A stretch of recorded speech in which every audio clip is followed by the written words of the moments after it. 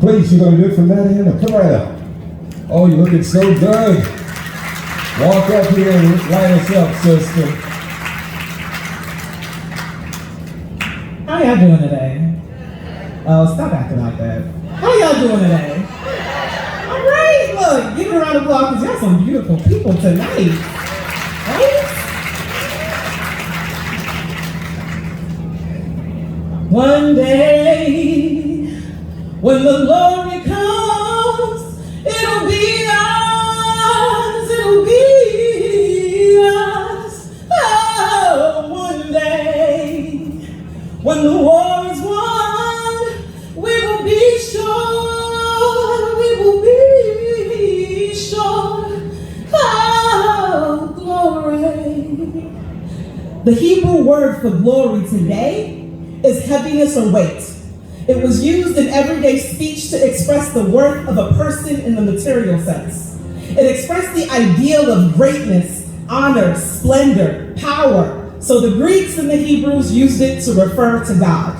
It oscillated between describing God and describing the brightness, the luster, the splendor of a place where God had been or a person whom God had touched.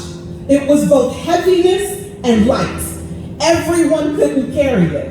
It was not common, it was not comfortable. Not for those who carried the Ark of the Covenant, not for Moses who witnessed it on a mountain, not for Christ, and most definitely not for the mortality of women and men. Yet when glory died, it settled on the earth, settled in people's bones. People consumed it in small portions. They would have the opportunity to nurture it, carry a small bit of the weight of its meaning and transcend other men, or they would lay it down like a burden. We use the word less and less. From the 1860s to today, we use glory 1/5 as much as we talked about it in the early centuries. I believe we are examining ourselves more and questioning if God would be pleased with our complacency, with the assignments that we have laid down, with the faith that we wear instead of the faith that we bear. We recognize glory is not a word that is easily spoken. It's carried in the sweat of the child who lay crowded, surviving between death and bodies and fluids from the greatest sin that has touched the earth, slavery. It is carried in the soft voice of a once illiterate boy who would be both diplomat and pen and sword for freedom. It is carried in the soul of a woman whose name is Moses, lighting the ground for others if they would just be free. It is carried in the womb of Black women who, like ritual, become activists once they become mothers. It is carried while swollen bellies of the 60s fight for rights to minimum wage, staging boycotts with adolescent feet. It is carried by Claudette Colvin, but we only speak of Rosa Parks' tales. It is carried by people, not a person, who understand what they must be. Something light carrying something heavy that they cannot speak of, but others can see and join and become we.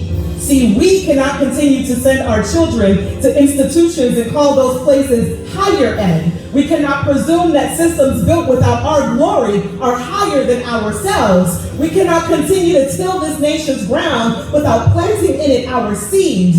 Our glory may have built America, but we must hold up the weight for others to see. Our tables that we dine on, our chapters with stories that we add to, our gardens with fruits and treasures that we exchange without selling ourselves. Our souls, our fabrics loom together with expectation that when a bullet spinning through will not dispel, we shall not fail the coffins that have gone before us.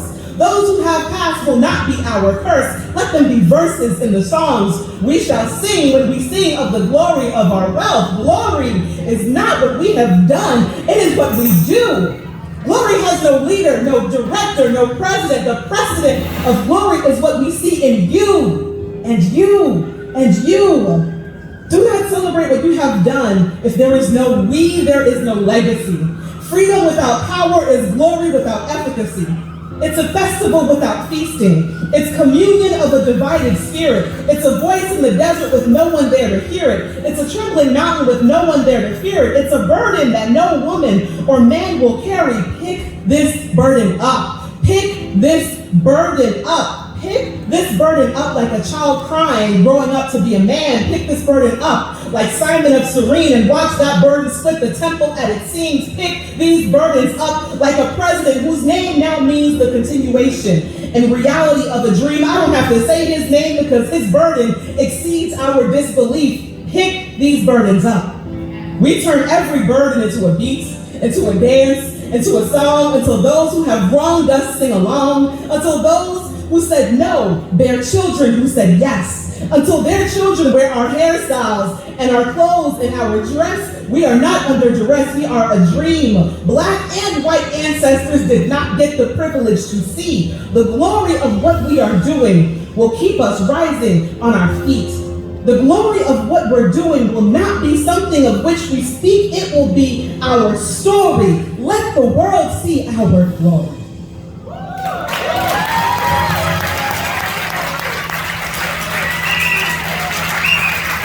Oh, yes. Glory. Glory. Oh, what a beautiful moment this is. Really. Thank you.